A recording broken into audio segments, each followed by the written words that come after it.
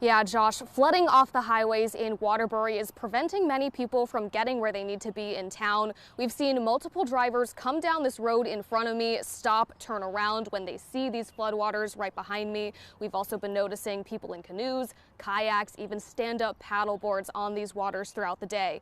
But some good news, the water levels are going down. Just a few hours ago, you can see this car stuck in the water right behind me. Just a few hours ago, that water level was up to this car's roof.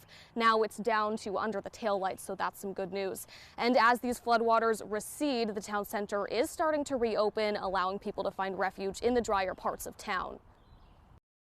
The sun made an appearance Tuesday in Waterbury, and people checked out the flood damage. The roundabout at Route 100 and US 2 was partly blocked off, with half the circle underwater. I was amazed coming down this morning and seeing that the roundabout is blocked up because of the flood.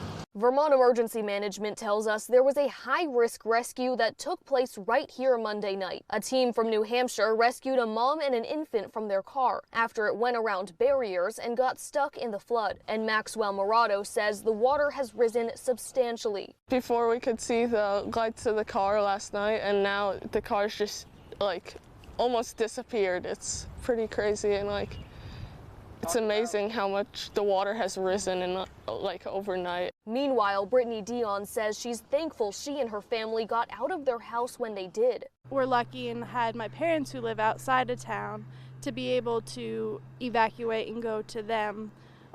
Me and my husband dropped our kids off last night, but we took several trips and we're loading stuff from the basement, moving it to the second story of our house to save as much family heirloom stuff as we possibly could. Dion was here during Tropical Storm Irene and saw the devastation it left behind.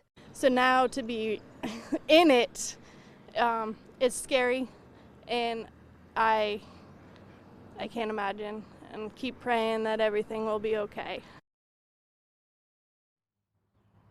While the water levels here in Waterbury are going down, there's still concern of more rain and the status of the Wrightsville Dam. Reporting live in Waterbury, I'm Isabel Schoeneman.